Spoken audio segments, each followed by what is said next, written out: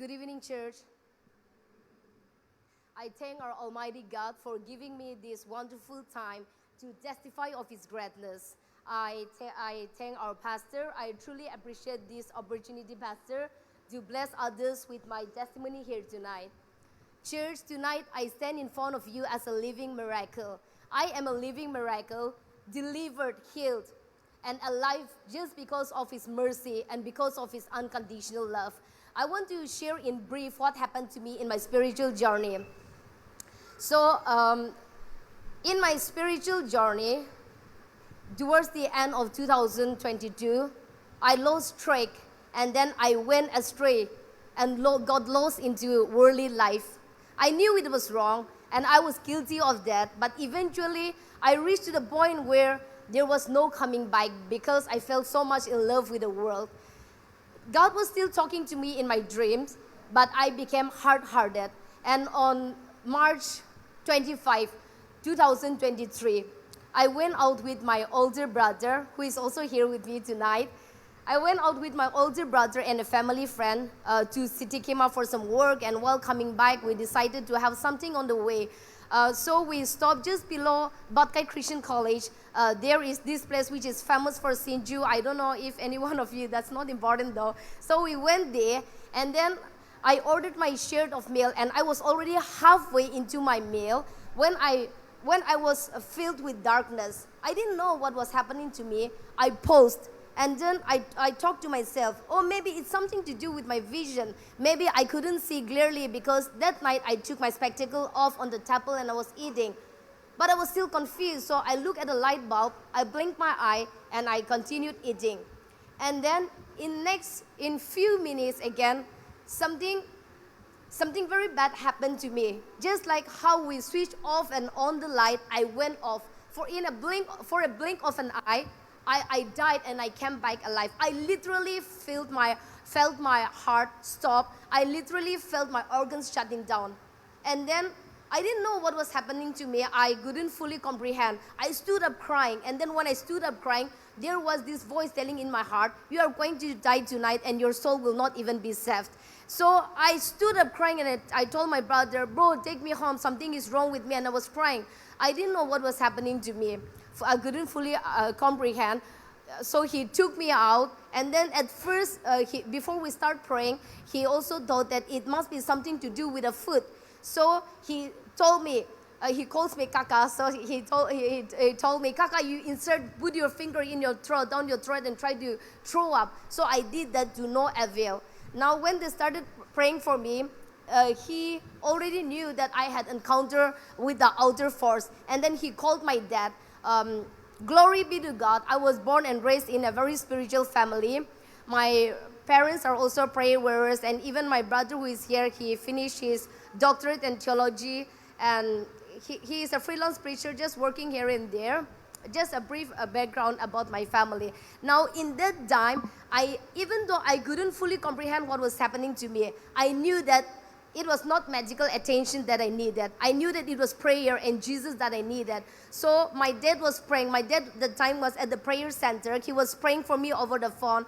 And then throughout my way, I went off and came back. I had this sinking feeling, like suddenly how we feel when the plane takes off, right? Or maybe like when if you have been on a giant wheel, how you feel, that sinking feeling when the wheel gets down. So I had this feeling, and then throughout the way, I went off and on, and then we reached the prayer center. I don't even know how I entered the prayer center also. I literally couldn't even feel my feet touching the ground. I went in, they started praying for me. Now when they started praying for me, I started trembling and I was suffocated. I was breathing, but there was no air. And I was taking off my jacket, my shoes, and then when they stopped praying, I was back to normal. And then they decided to take me into the room. But the moment I reached the door, again, there was this voice telling me in my heart, if your feet hit the ground, you will die. Again, I started crying again. I told my brother, don't let me walk. So he carried me on his bike, and then they took me to the sitting room. Again, I was like normal. So I was narrating what happened to me, to the prayer warriors, and to my families. And then I went off again. And then God spoke to my heart.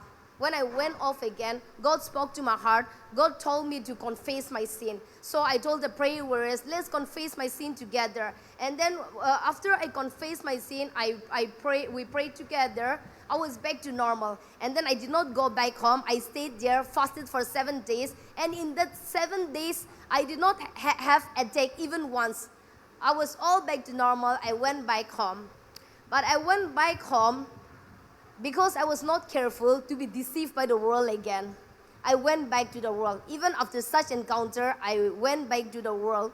And then I knew I was wrong, I was guilty. So even though I was praying, I was still in love with the world, doing my own things. And then when I come back home, I still used to be praying. But we cannot serve two masters, right? So one night, as I was trying to fall asleep, this darkness filled me. Pitch black darkness, which I've never ever seen in my life, and it was consuming me. It was literally consuming me, and I was just at the verge of death. I was just laying down there helpless because my heart was still awake. I couldn't even pray.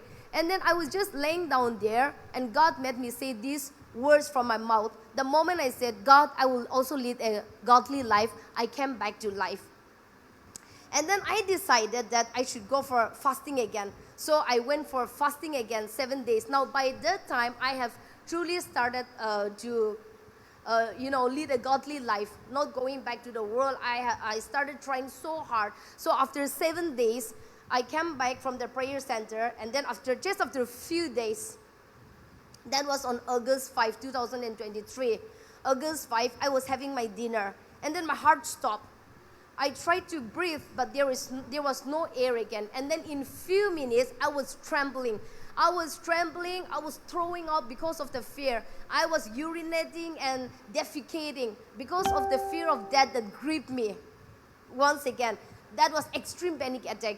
Before I had these panic attacks, I didn't even know what panic attack was. I started having panic attack. Then I went for fasting again for 10 days. Now in that 10 days, I was starting to lose hope because I was praying and I was fasting, but things were getting worse. So at the prayer center, when I was gripped by fear, I used to run up the terrace and then I looked towards the heavens and I used to convince myself, if God created these mighty heavens and thing as powerful as the sun, why can't he do it for me? So that was how I convinced myself, and then I will come back. Now after 10 days, I went back home. That panic attack was no more. So I decided that I will renew my life and then I will have a strong spiritual relationship with God. So I decided to go for fasting again, and then I asked for fasting program. That time I got 21 days of fasting program. Now in that just few days left to go for my fasting, I was attacked with intrusive thoughts, involuntary thoughts, all sorts of religious blasphemy, which I don't even want to mention. Now that thought, it was not me who was thinking, but the thoughts that was forced into my head. Now I was no longer me, because in my head, I was in battle with the thoughts. I was trying to push away the thoughts, but the thoughts, intrusive thoughts keeps on invading me. So I still went for 21 days. Now in that 21 days, I struggled and I suffered so badly.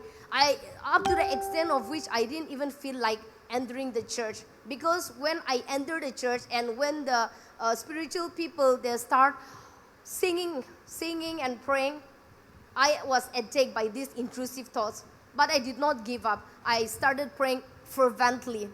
So after the 21 days again, I thought that oh, maybe if I go back home, I will be okay. But it didn't. And now suddenly another episode.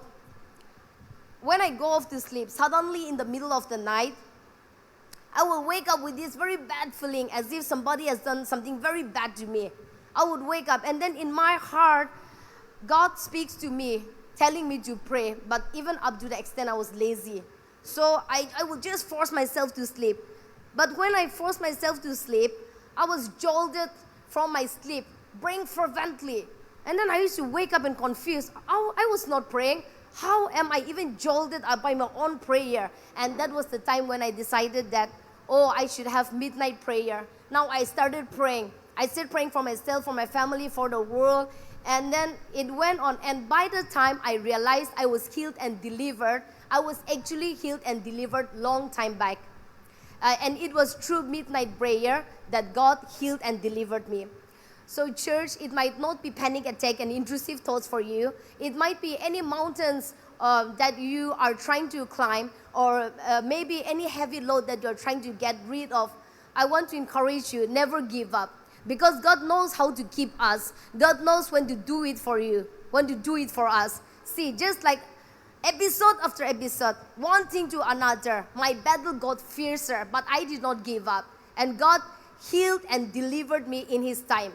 Had it been easy for me, had it been so easy for me, I wouldn't be here standing tonight, so deeply rooted in God, testifying of His greatness. That's why the living God who did for me will do it for you. So whatever mountains that you're trying to climb, whatever struggles that you're going through, or whatever you're trying to achieve, never give up, because there is nothing impossible before God. And to wrap up my testimony, I want to read a Bible passage which I truly meditated and which truly helped me throughout my struggle. That is 2 Timothy 1:7. For God gave us a spirit, not of fear, but of power and love and self-control. I truly believe that God will strengthen us more with my testimony tonight. God bless us all. Thank you.